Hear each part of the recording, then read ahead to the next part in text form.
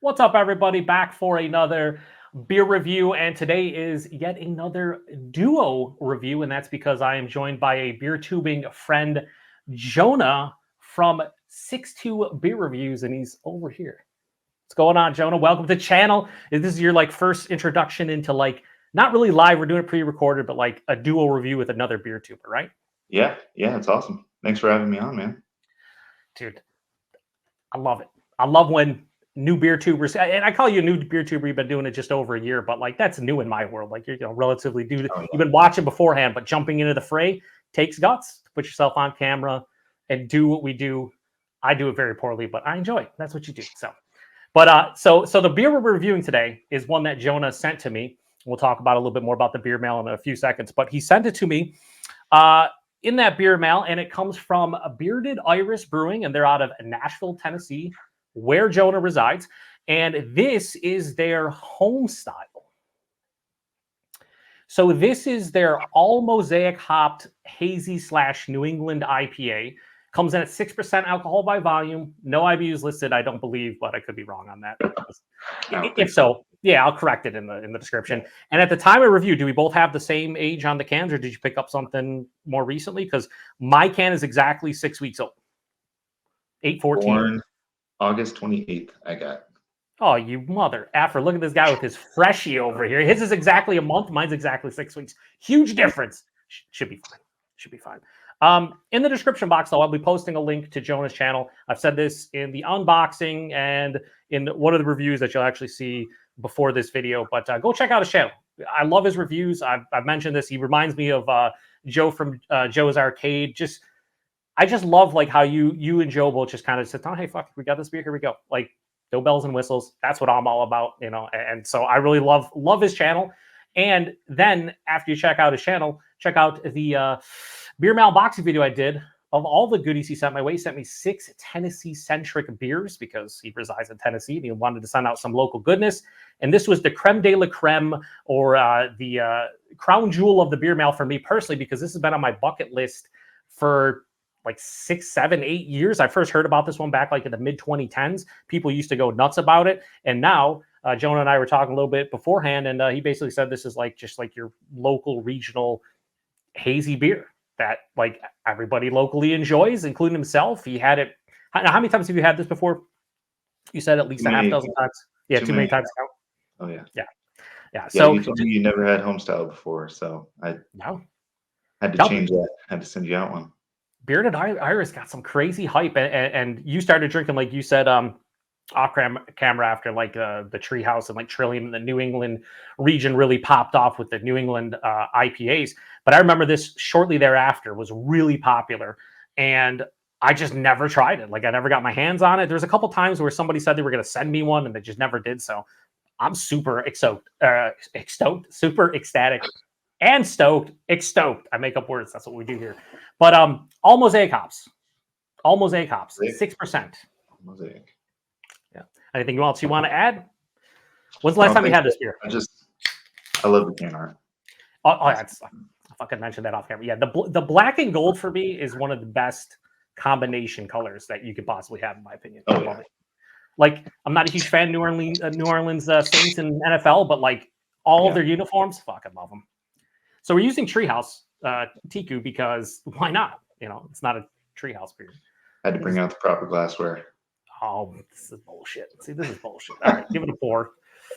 So yeah, I can see what you mean. When you said especially since you had Treehouse recently, but this doesn't have the crazy murkiness that a lot of these new age hazies have. So what do you got? Looks like yeah, it does. I'm going to say my camera is a little bit more closer to the real color, I would say. Yeah.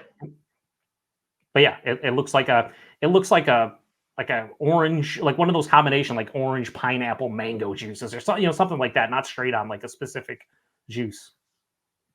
Yeah, it's got that. I get that canned little fruit cup kind of thing. Oh yeah, for sure. Concentrate. Yeah. Yeah, it has that bright orange, but almost a little bit more of a darker orange. Finger off-white, somewhat creamy looking head, a little bit of soap sudsy look to it. Yeah, it looks like a hazy nowadays. Not the crazy milky ones that people go nuts over. But you know, Joe, and you probably just taste the chalkiness when you see those milky ones, right? All right. Oh yeah, wow. Yeah. I'm getting candied grapefruit, or like a ruby red grapefruit, sugar sprinkled on top. Mm-hmm. Yeah, I get like stone fruit, like peach. I've always got a lot of their beers. Just it's got to be the yeast, like kicks out peach to me. Yeah, stone fruits for sure. Peach, maybe a little bit of like a mango. I'm getting something that I don't know if you are. I always think Mosaic berries. Old school Mosaic for me was candied blueberry, dank blueberry. This, on the other hand, smells like candied strawberry for some reason to me. Yeah. Or like a candied red berry. Mm-hmm. A little mixed berry, raspberry kind of thing going on. Yeah, it's like a bushel of different berries. It's I'll tell you what, it smells pretty aromatic for something that's 6%.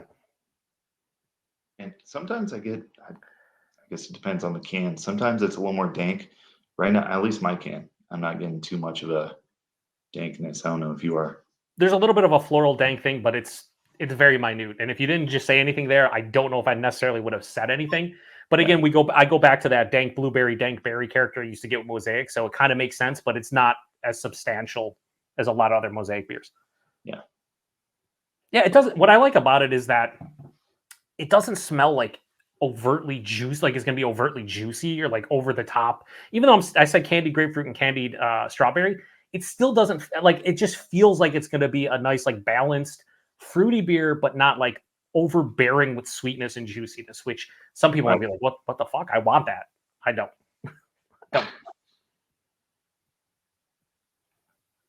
Yeah, I mean, 6%, I'm not really getting any of the malt. Sometimes I get a little bit like a crackery, bready, biscuity thing. I'm not really getting that. No, yeah, it's fruity. I mean, yeah, it's aromatic for 6%. Yeah, awesome. I agree. Well, thank you, good sir, for not only the beer mail, but this beer specifically. To try Bearded Iris for the first time, of course, is awesome. So thank you, and thanks for joining me. And let's see, this one has to offer. Cheers, buddy. Cheers.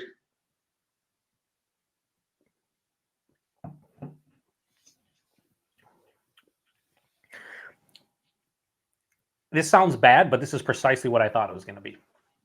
And what I mean by that is it tastes like a 6% Mosaic IPA that was hyped or very sought after 6 to 8 years ago. And I like it a lot. Like it's not a bad thing. It might sound bad saying that, but like it's true. It definitely, it feels like a older school. It's like drinking like Heady Topper nowadays or Focal Banger and knowing it's a delicious beer, but it also tastes like a beer from yesteryear and not like the crazy hazies you get nowadays type of feel. Yeah. I can see that. I'm kind of like surprised, honestly, that this beer like was hyped back in the day, just because it is so different than. I mean, I don't know. I wasn't reviewing beer back in the Treehouse days and days like that, but yeah, I don't know. It just tastes different than all those other hype beers. Yeah. Now in the like the body, I think it's like medium, maybe around medium body. Like I don't want it to be big at 6%, so I think the body's fine. Yeah. Yeah, it's drinkable. It's a chuggable 6% IPA. Yeah. Mouthfeel, it's got decent carbonation, solid carbonation. It's smooth, not necessarily creamy. But like the body mouthfeel for 6% hazy, it's just like it's appropriate. Like not much to say about a body mouthfeel wise. Taste, like the nose did carry over, but it's much more like I thought it was going to be, like not over the top juicy. I definitely get a lot of citrus at the forefront. Like again, pithy, grapefruit, orange, not quite as candied as it was in the nose, like front of the palate. Mm-hmm. I do get a little underlying like crackery kind of biscuity malt character though. Like it definitely, one thing I at least from my own palate, if a beer is hop forward and it's under like 6.5%, 7%, usually I can taste some of the malt, but that's kind of what I feel like that's what you expect. Like a lot of times when you drink pale ales, it's the same thing. It's like you get a little bit of the malt because it's not crazy hopped like a big 8% double IPA would be. And I think it's appropriate for something like this. And it kind of gives me a little bit old school vibes as well. Mm-hmm. What else you picking out? Anything else? Yeah, I mean, taste follows the nose. I get that peach fruit cup, like, specifically the concentrate, the syrup in the fruit cups. Like that's it. That's what I get. Yeah. Like I get the papaya tropical note almost. Yeah, almost like a fleshy, like papaya, like melon type of thing, like a creamier fruit. To go back to your fruit cup thing, I would 100% be in that realm where like it is like the syrup of a peach fruit cup. But a lot of times I eat the peach with like the cherry. If you took out the cherry out of the fruit cup and put like a red berry in there, that would be encompassing what I'm tasting. Citrus, but then peach, some kind of berry. It has just like a sugary kind of feel, but it's not like crazy sweet. It's hard to explain that part of it because when you're saying syrupy like peach cup, I'm like, yeah, no, I'm definitely with you, but it doesn't have that overt sweetness you would get from like housing one of those fruit cups and drinking the last couple spoonfuls of the syrup. Like it's not that sweet. Yeah, no, totally. I will say it being Mosaic, I think that's where for me the strawberries coming in or the berry. We talked earlier about in the nose, like it doesn't have a huge dankness, and I'm not really getting that in the taste. If anything, I'm in like a slightly floral, like resinous quality, but it's not dank and it's not too big on the finish. Yeah. Yeah.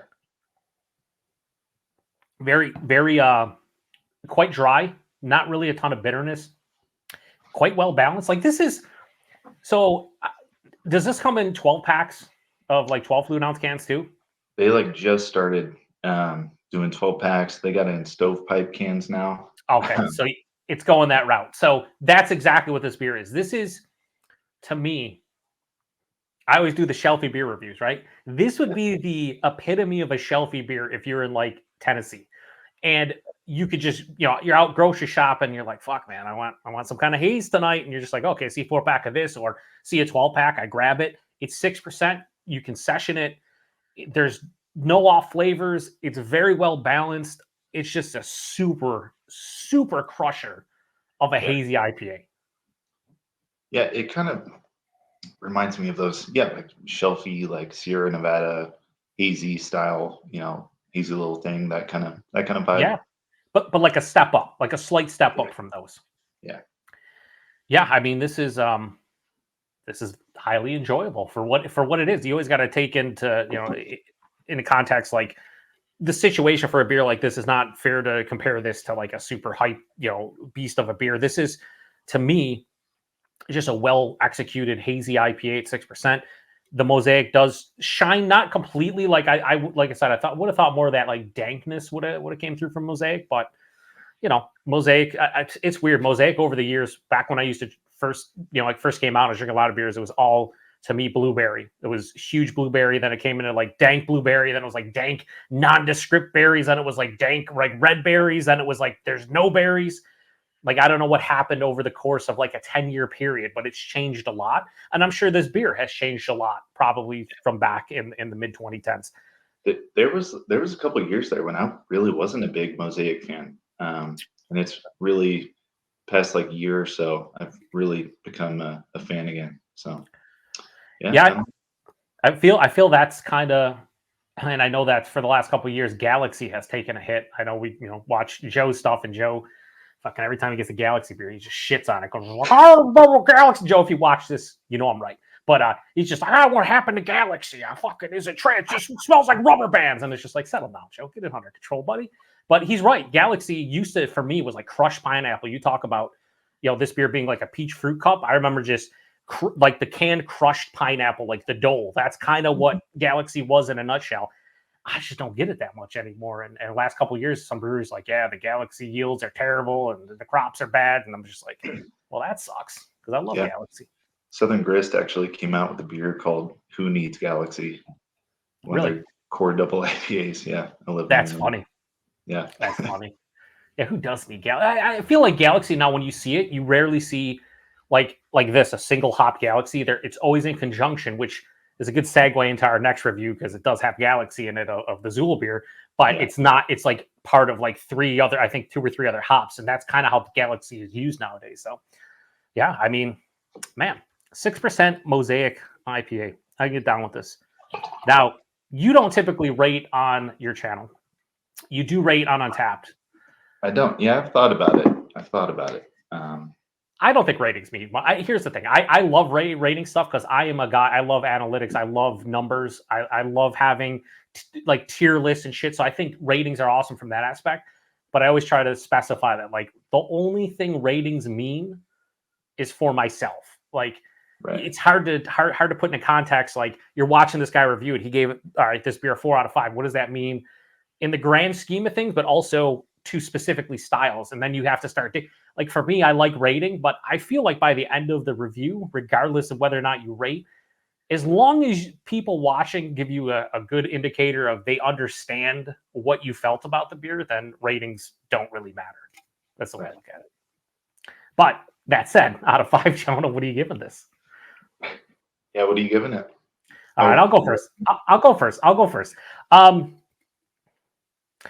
like this quite a bit. And if this were like local and I could still drink like I used to pre my heart surgery and whatnot back in 2021, this would be like a beer that would be a perfect fridge beer. You buy a 4-pack occasionally when you're in the mood for something a little bit lower ABV, nice flavors. Maybe you're in the mood for a Mosaic hop IPA, grab it out of the fridge, take it down. So I like it. I don't love it, but I like it a lot. So I'm going to give, and I have to do this for the thumbnail because nobody gives a shit. Nobody gives a shit, Jonah. Nobody but myself. But I am going to give this, I'll go low 4.25. I'll go 4.15.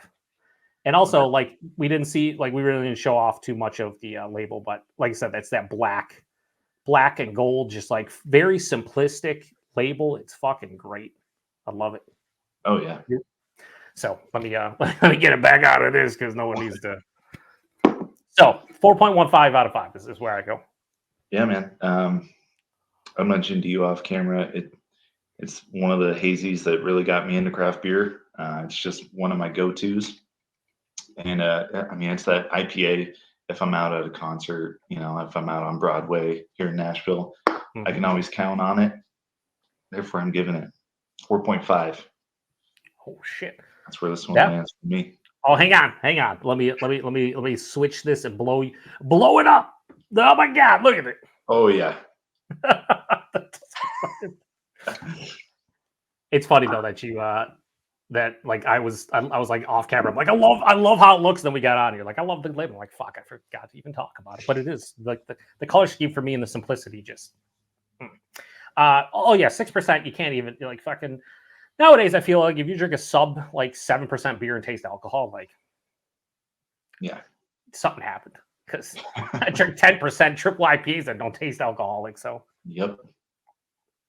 All right. Anything else you want to add to this? Like once again, as he chokes to death on the beer that he just gave a 4.5 to. I don't. That's ill advised. Does it go down to like a 4.25 now? He's trying to kill you. Oh shit, man. Anything else to add other than you're happy to be alive after that? One thing I wanted to mention. You talk about price. I didn't do price point availability. So this is where you saved me. Price point availability. I have no idea. So I think $13, $14 for a 4-pack. Oh yeah, that's nice. I mean, all day, when you're talking about paying 20, 22 for some IPAs out there. Yeah. Dude, awesome. You say that, but we're obviously not in like I'm in New York, but I'm not in New York. Also like Joe being in the West Coast, like it's not out of the realm for like a single IPA like this from like other half being like $18. And then you start getting into that double triple range and they're like 24, 26. Like this is where, hey, that shelfie beer comes into play because it's like you can't drop that all the time.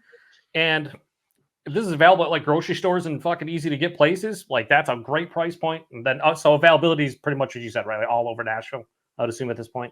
Yeah, I think they're all throughout Tennessee. I know I've seen them up in Ohio too. Really? Yeah. Yeah, you did mention that. So I don't know. Outside of Tennessee, I don't know where they're at, but yeah. Yeah, I just know I've never seen them here in Buffalo, New York. So, like I said, once again, huge thanks to you for breaking my bearded Irish cherry, I guess is the way to describe it. Oh yeah. Incorrectly. Yeah, that's pretty much what just happened. Yeah, this is very comparatively speaking, of course, to when I send you something back, I'm going to send you Big Ditch's Hay Burner. So Big Ditch, local brewery here, has been around, I think, for like 8 years, 9 years now. Same thing. Their Hay Burner is in every single grocery store, gas station, whatever. 12 fluid ounce cans mostly, but then they do the stovepipes. And that a 6-pack of that is typically like $11. So, and it's 7%, and it's kind of on the level of this in terms of just like what you kind of want out of just a regular hazy IPA. I feel like a lot of regions across the U.S. kind of have that, like going back 100 years, you have all these regional lagers that you hear about that are still popular to this day, from the Lone Stars to the Rainiers to the Genesees to the Old Styles, Narragansett. I feel like that's what's happening with hazy IPAs.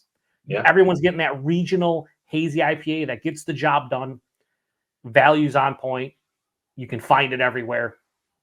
And that's kind of what this beer is, and I ain't mad at it. Nope. So yeah, not much else to say. Great balance. What's that?